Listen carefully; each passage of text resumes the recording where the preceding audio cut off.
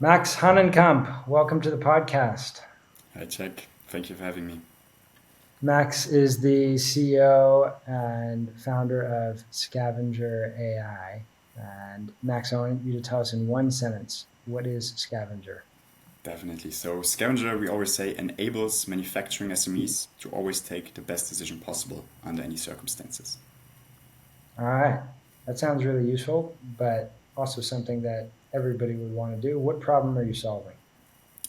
So, we basically come from this background. So, I worked in data analytics and business intelligence, and we saw that those companies, they have tons of quantitative data inside the databases, yet compared to big enterprises, they don't have their own BI or data science department. So you normally have a few experts who have access to that data, and they are the bottleneck when it comes to decision making and access. And with Scavenger, we are basically solving the problem and giving everyone in the company access.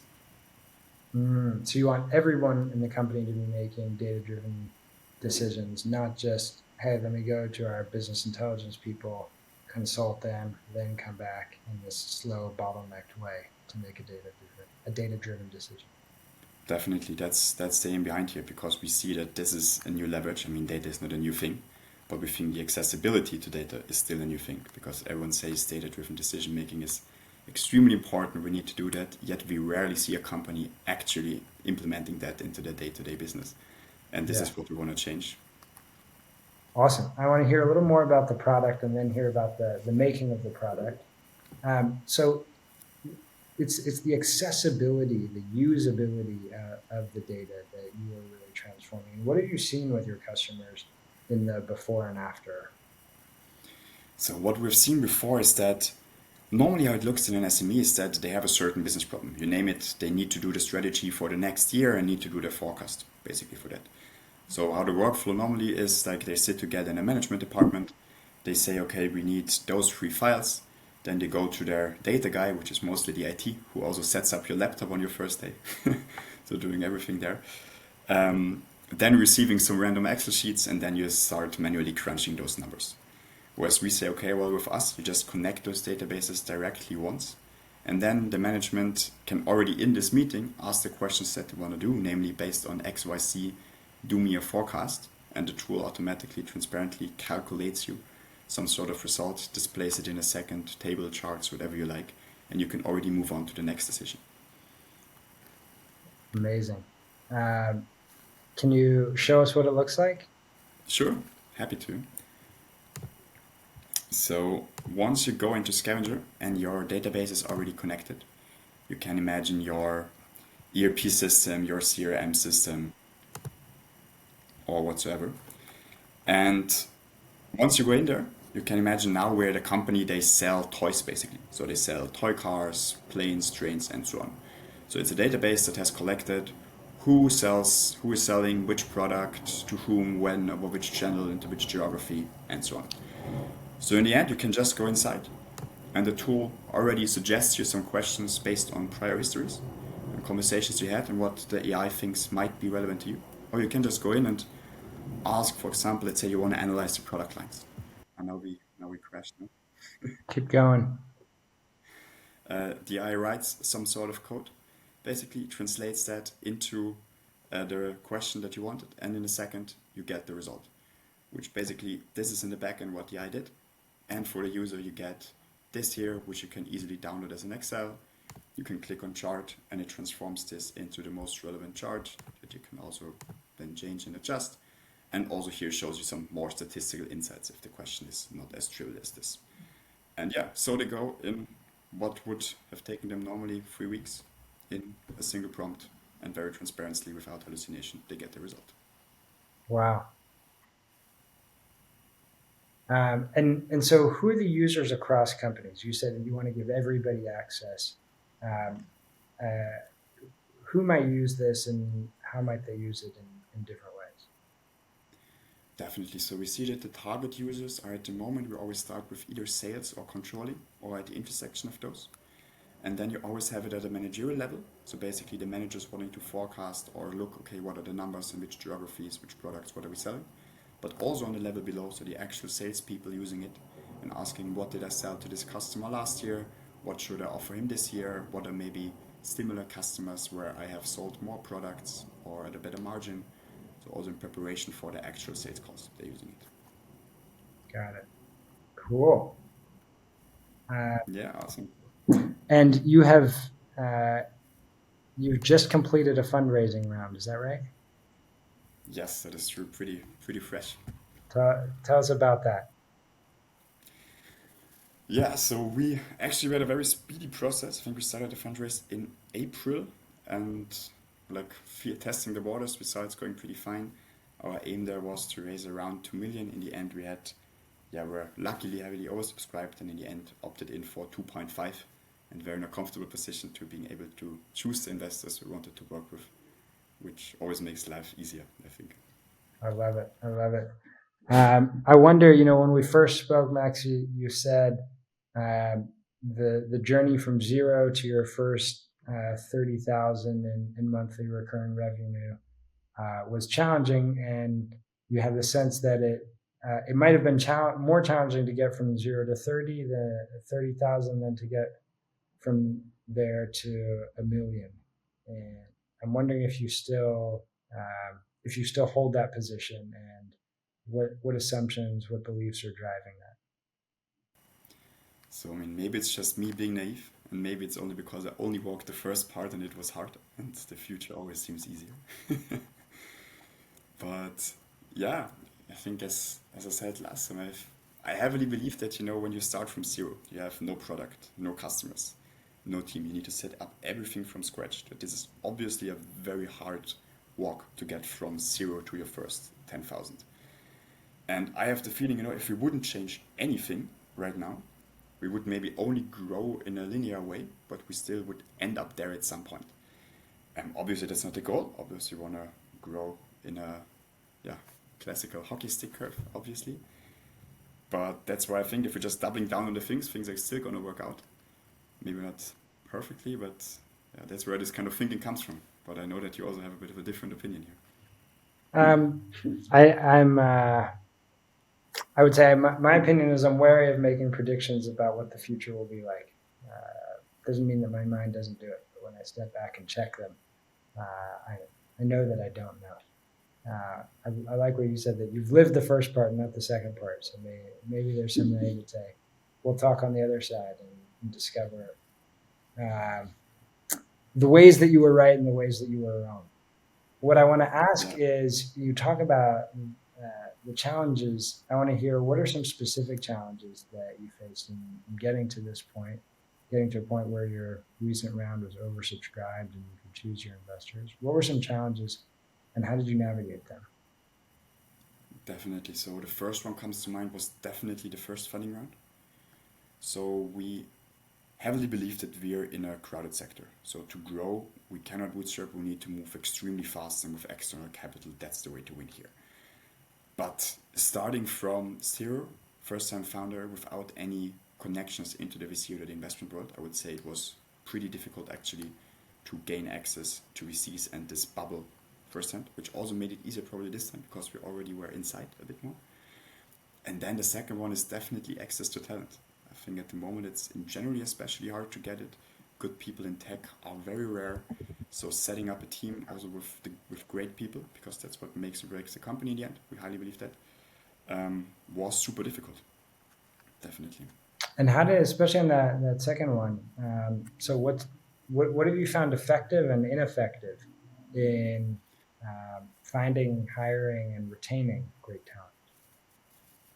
Definitely. So when we started, we thought we're gonna put out a great job offer. We're an awesome company. People are gonna knock at our doors 24/7, which is obviously not the case, and also not only the great people knock at your door. So it's not a walk in the park. Um, we tried different strategy. What actually worked the best for us is contacting people directly.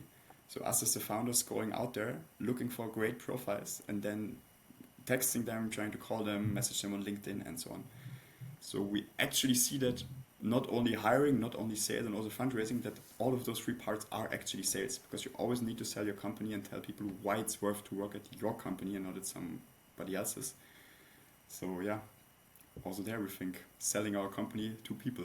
Yeah, I love that. And what would you say was like the thing that really, maybe it was the content, but what did you learn in terms of how to sell your company to people, to prospective colleagues that ended up actually having them say, oh yeah, I do want to work with them.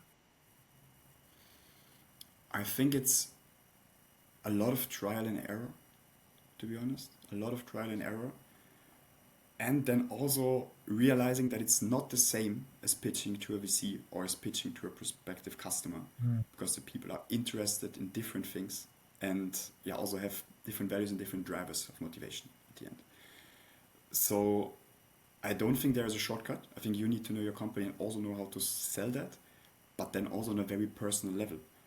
And it's also not a one-way street, because also you need to know what those kind of people need to thrive in your organization, or they may be the greatest people but are not able to thrive in the setup that you currently have. I think it's always a two-way street of figuring that out. But yeah, long story short, always trial and error. The first 5 interviews won't go great, but you will make your way through it. I appreciate the humility of that. The first five might not go great, but you're not going to get to number six if you don't go through those. You're not going to get to the people, the amazing team you're describing if you don't knock on those doors. 100%. It's always a learning process. I think every stage of a startup Yeah. on all the things. Um, one of the things I want to come back to this in just a moment. There are a few threads that I want to pull on. You talk about the amazing team that you've built. Um, One of the things you mentioned to me before we started was also the way that with a team of just 15, how much you've been able to accomplish. Just walk us through how are you operating internally in a way that's allowing you to scale so quickly, so effectively.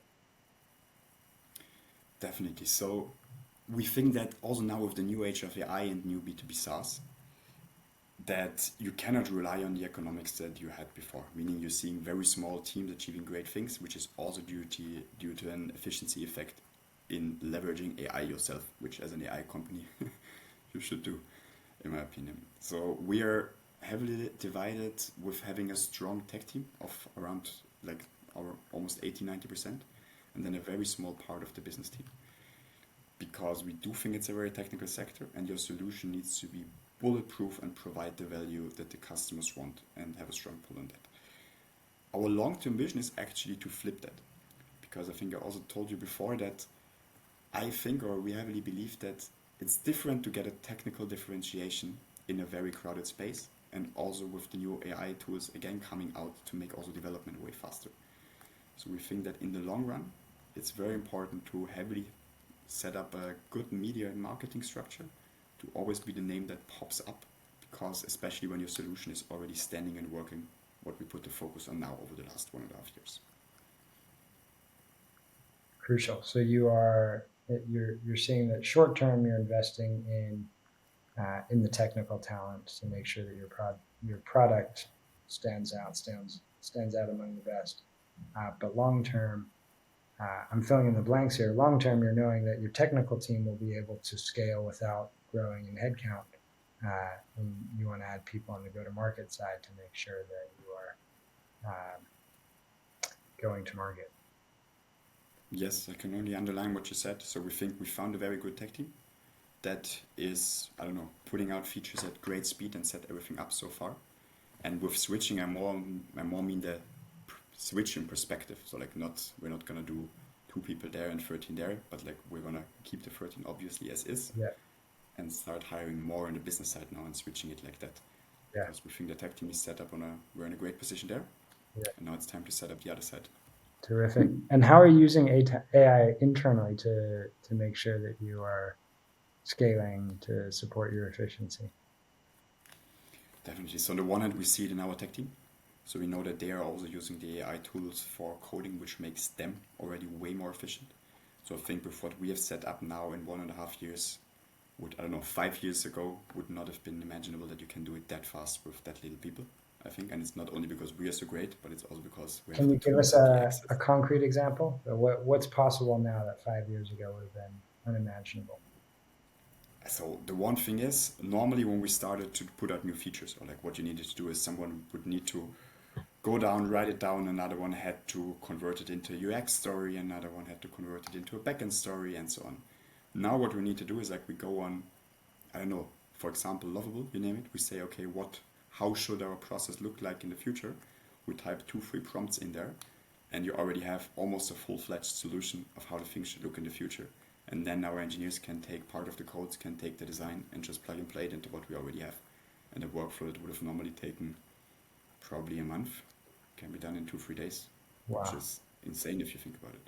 Wow. That is truly a 10x difference. Um, Yeah. One thing I want to move towards, something you said when we first spoke, really struck me. You said, if you're not having fun at what you're doing, it's worth thinking about what you're doing. Yeah. Tell me about the importance of fun and how you maintain that as your company's growing, as you're growing as a leader. So having a startup is difficult, it's hard, and it's also takes a lot of your time, and you need to have high frustration tolerance. Yet nobody's forcing you to do that. So it's only you yourself who put yourself in your position. And hence, I highly believe if I put myself in a position that I don't like, where I'm not enjoying what I'm doing and where I'm not having fun, I'm definitely doing something wrong, because again, nobody's forcing me or has forced me to end up where I am. And I think it's super important to keep that fun and keep that excitement, especially in a startup. Every day is new. You're your own, and everyone in our team is basically their own boss and can decide what they think might be the best way to achieve our shared goals at the end. So I think fun is extremely important. You always need to have it, and at the point where you don't have it anymore, you should really, really think what you're doing. Yeah, I love what you're pointing to, that like a prerequisite for fun is a sense of autonomy. Yeah, I think some people thrive under that, others don't. But I think that people who thrive under this autonomy are people who are born to work in a startup. I have the feeling Yeah, I agree. because So, I really believe that. yeah, certainly there are much larger enterprises where there's much more direction, even control as the management approach, and some people who want less ambiguity thrive more in that atmosphere. But that's not the startup world.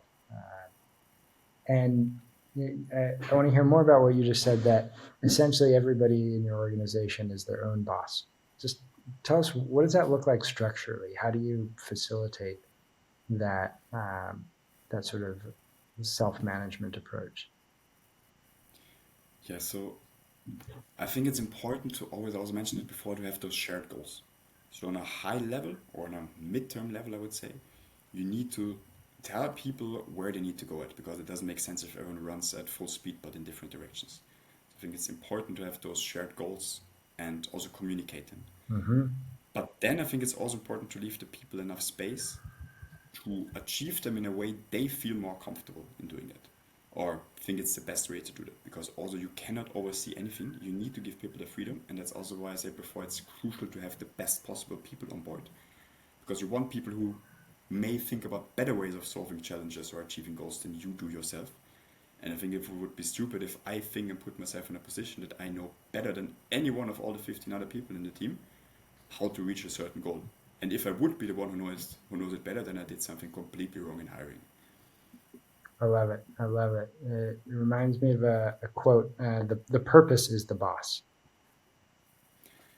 Yeah, definitely. Yes, 100%. I agree. There is a shared overall goal that you all work towards together that you want to achieve. Yeah. Um, and in making those goals, are you co-creating those, or is it more you who's architecting the overarching goals, and then people figure out how to get there? I, f- I think we try to do it together with my co-founder, who's leading on the tech part Mm-hmm. and the product part. So we always try to sit together and think, okay, well, what's on a customer's perspective, on a business perspective that brings us further, and how do we, convert that into tech and the product. So I think it's the two of us who try to shape those overall goals and then communicate them with the team, Mm-hmm. but also have them let their say about it. So it's not that we say this is the goal for the next year and let's go, but there is some small feedback loop. Yes. Yeah. And in this, what I love about this is I think that it really supports a sense of fulfillment, the way that talented people get to have a sense of choice and a sense of self-determination, a sense of contribution also to the larger purpose, to the people around them. Um, I'm wondering what challenges you've encountered in this mode of working, even if you've overcome them.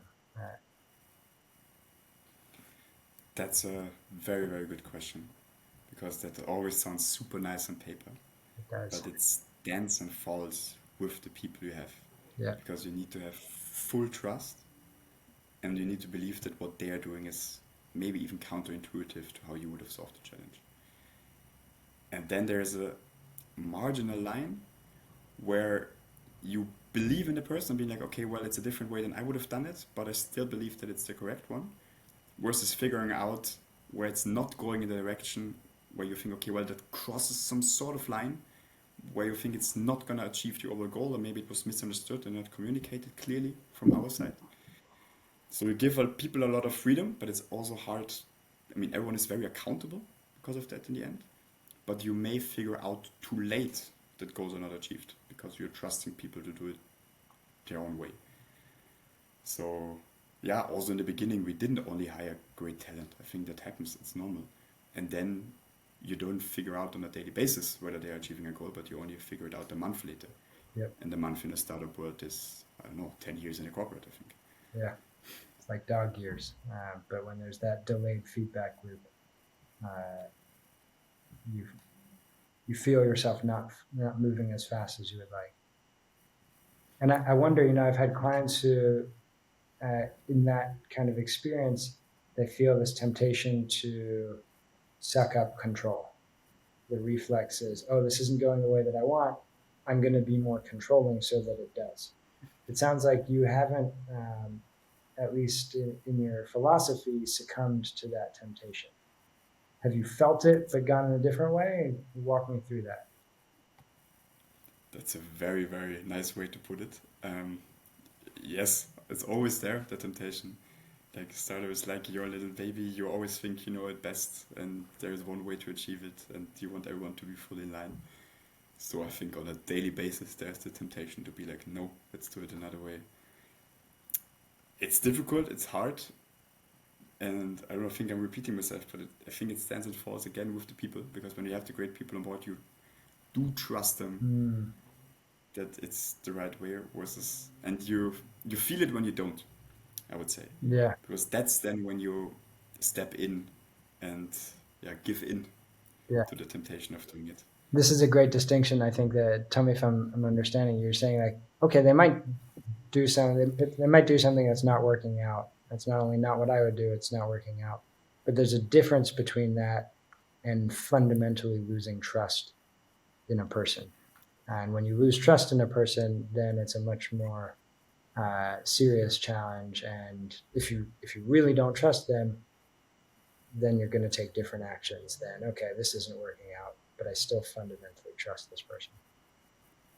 Yes, that's exactly what I wanted to say in the end. Like, I don't know, everyone makes mistakes. I make mistakes on a daily basis, so that's not the issue. Sometimes you just fail at achieving those goals for several reasons, and I would have also failed with my way of solving it. Yeah. But you see the mindset and you see the ambition and you see what effort was put into achieving those goals and what thoughts were behind that. Yeah. Yeah. And that's also almost as important as what stands on the bottom line at the end of the day. I want to ask you one more question and then open up to anything else you want to share. I can sense the wisdom that you've gleaned as a first-time founder, but already from the time you founded. If you were speaking to somebody who was in your shoes a year ago, what are the one or two things you would want to make sure they knew as they founded and led their startup? Yeah, I would actually like to share something that someone else told me who successfully exited their startup.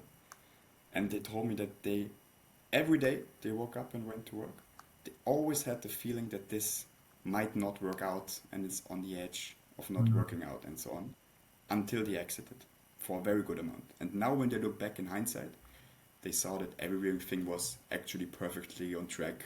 The numbers in the beginning might not be as high, but the curve was perfect. So basically a standard playbook of how you would execute a startup. Yet every day they felt like it's not enough what they're doing. There can be more. They need to achieve more. And I think what I would give back is that's exactly how you feel. And you need to just push it through, celebrate the successes, and try to zoom out from time to time to see how far you have already come. To not lose sight of the progress, even as you Yeah. know that you still need to keep going in order to succeed. Yes. Yeah. 100%. Beautifully put. Any final words of wisdom? I think I shared all my wisdom with you now in this 20, 30 minutes. Terrific. Max Hahnenkamp, thank you so much for sharing your and Scavenger's wisdom with us. Thanks a lot. And final question, if viewers and listeners are watching and they want to learn more and make better data-driven decisions, where can they find you? Definitely. So scavenger-ai.com. We also have currently some sort of public demo out now where you can just try it out for free and give it a go. Terrific. Scavenger-ai.com. All right. Thanks, Max.